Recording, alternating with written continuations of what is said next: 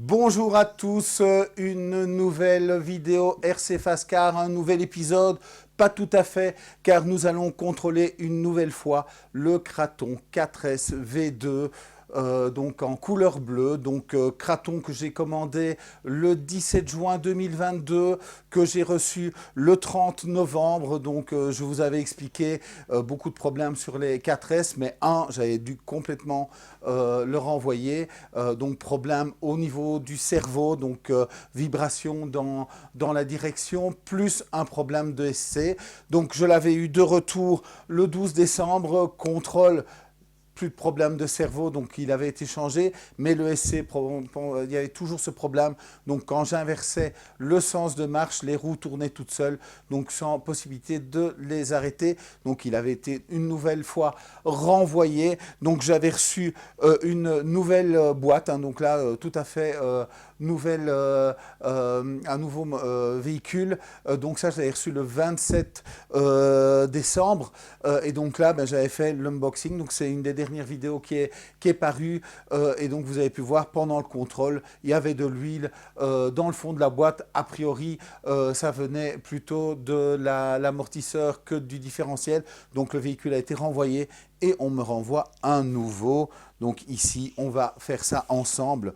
Donc vous voyez, donc il est scellé Arma, mais il est scellé deux fois. Donc on voit bien le logo. Donc je vais décoller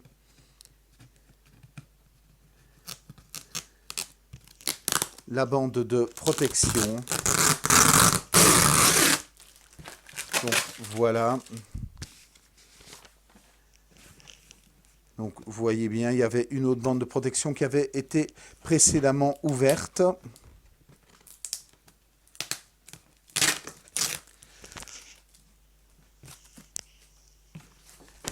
Et voilà.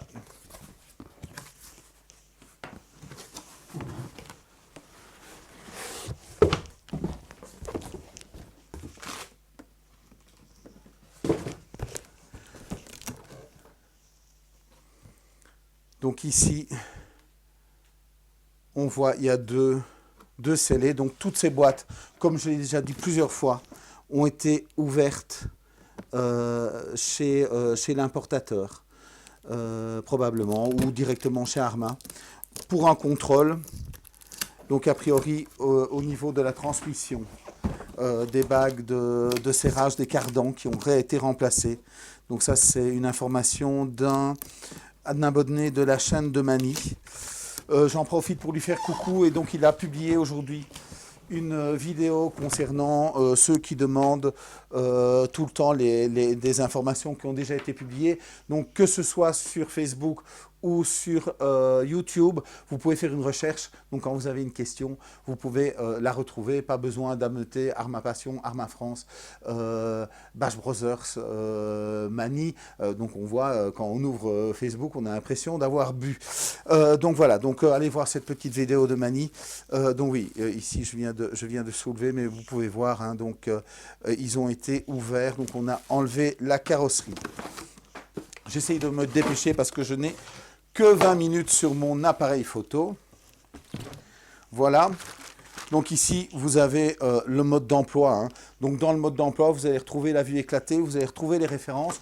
Donc là aussi, vraiment en dernier recours, parce que concernant Arma, mais je suppose que pour les autres marques, vous pouvez contacter d'autres magasins. Donc si c'est une vue éclatée que vous cherchez pour un véhicule qui est actuel, donc vous l'allez retrouver directement sur le site. Vous allez retrouver aussi sur RC Fast-Car des vues éclatées pour des anciens véhicules. Et si elles n'y sont pas, j'ai normalement pratiquement tous les véhicules.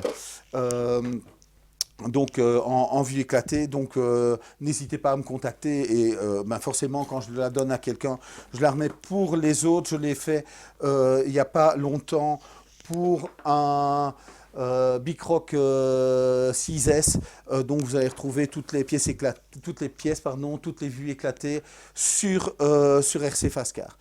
Donc comme à mon habitude, je vais démonter les roues pour voir que tout est en ordre de ce côté-là, les peser. et donc voir aussi quelques autres petits éléments. Donc pendant que je démonte, je vais continuer à parler. En regardant un petit peu le site Horizon, j'ai remarqué que le Mojave XB, donc le roller 1/7, était sorti de gamme. Donc plus possibilité d'avoir ce véhicule. La même chose pour le Outcast 1/8 EXB RTR, aussi a priori sorti de gamme. Donc voilà, donc ce sont des véhicules qui ont disparu. Donc c'est pour ça que je ne rentre pas la gamme 6S, la gamme 8S. Donc c'est des véhicules que je mets en attente pour l'instant. Les 1/5 aussi, hein, à mon avis, il va y avoir des nouveautés de ce côté-là. Voilà. Petite une information, donc d'espérer d'avoir des nouveaux véhicules assez rapidement, mais encore une fois, les Américains ne communiquent pas, donc je ne sais pas vous donner plus d'informations pour l'instant. Donc voilà, j'arrive au bout du démontage des roues.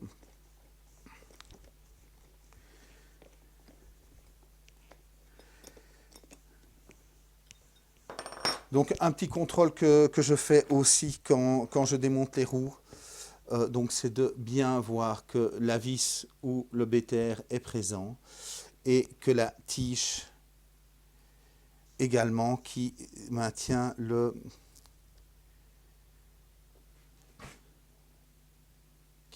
l'axe. Donc ici on va pouvoir l'avoir aussi. Voilà. Parce que donc si la vis n'est pas là, qu'est-ce qui se passe? Ben donc en fait ils vont mettre de la loctite et tout va tenir. La même chose si la tige n'est pas là. Donc tout va être bloqué. Donc on va peser les roues. 288, 286, 286, 284 apparemment. Je vais revoir si c'est bien un 0. 284, oui. Donc voilà, comme j'avais dit l'autre fois, on n'avait pas eu de différence, hein. Mais donc ça peut être une différence qui va jusque 6 grammes. Donc sur les roues complètes.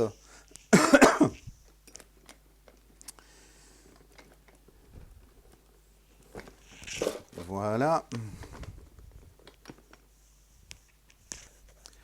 Donc je vérifie aussi, je ne vais pas vous le montrer, mais qu'il y a bien les dents aux écrous des roues. Donc ça c'est un problème qui m'est arrivé.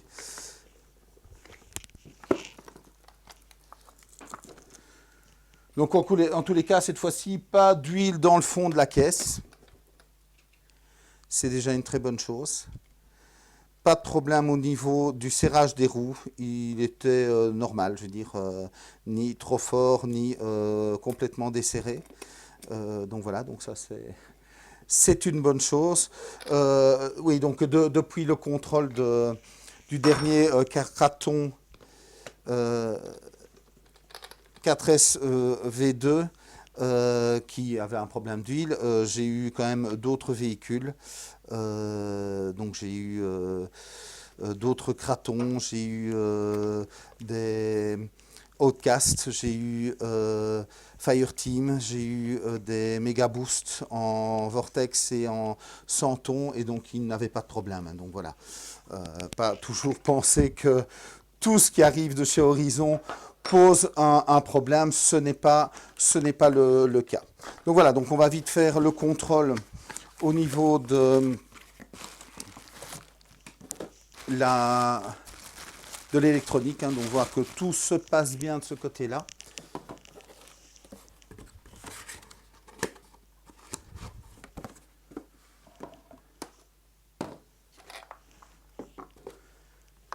En fait, quand on essaye d'aller vite, je trouve qu'on va plus lentement, on fait tomber plein de choses. Donc, quelqu'un m'a posé la question. Oui, je contrôle. C'est pas depuis le début, hein, c'est pas depuis 2 ans et demi qu'on fait le contrôle, mais au fur et à mesure des problèmes qu'on a rencontrés.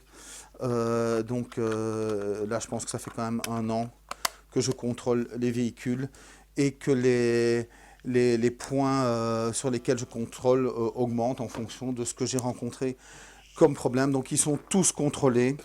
Ils sont contrôlés à leur arrivée. De temps en temps, ils sont recontrôlés une seconde fois au moment où je les renvoie, si entre-temps, il y a eu d'autres points à contrôler. Donc ici, je vous montre quand même l'intérieur. Tout semble bien. Il y a bien le pont pour fonctionner avec une seule batterie. Le refroidisseur est là. Les ventilateurs aussi. Donc je recheckerai un petit coup après. La carreau, donc comme je l'ai dit, c'est symétrique. C'est déjà arrivé qu'il manque des stickers au niveau des phares. Mais donc voilà, donc on le lance.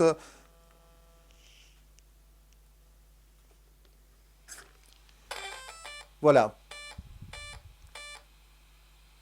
Donc j'ai mis une batterie 3S, il fait 3 clics.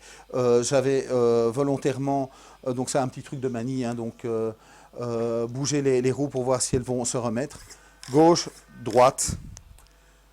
Je mets moins de débattement au niveau de la direction. Gauche, droite, effectivement, ça fonctionne.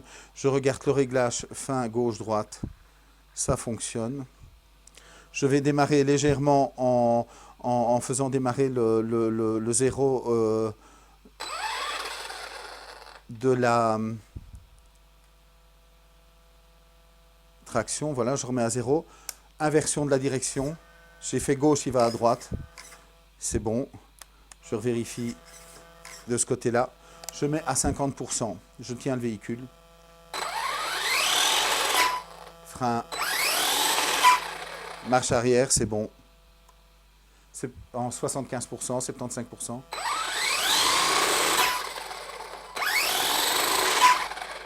Important de regarder qu'effectivement il y a une différence entre les deux puissances.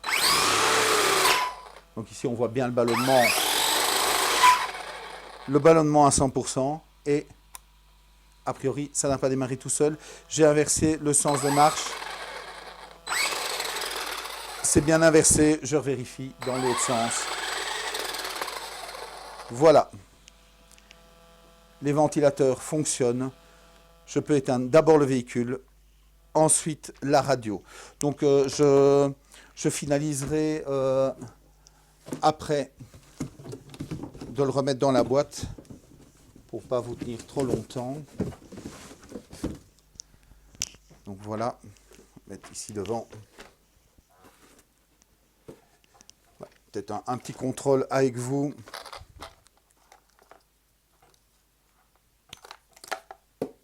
Ouais, ça commence presque qu'on va moins vite. Hein. Donc petit contrôle avec vous. Donc voilà, tout semble en ordre.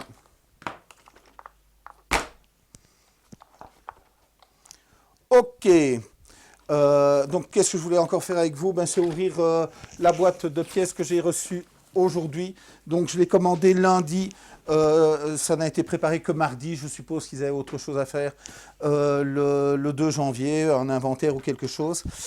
Donc c'est comme ça que ça n'a été préparé que mardi, mais on est jeudi. Donc voilà, donc ici une commande de pièces faite chez Horizon. Bon, essentiellement des pièces pour le stock, mais normalement je dois avoir une commande pour un client, donc quelqu'un qui a commandé des pneus. Voilà les bulles bleues que je récupère. Hein.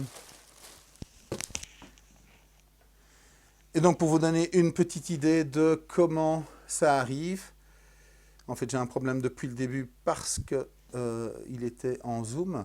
Donc voilà, c'est comme ça que ça arrive. Bon, mais ce qui m'intéresse c'est de trouver les pneus pour le client. Voilà.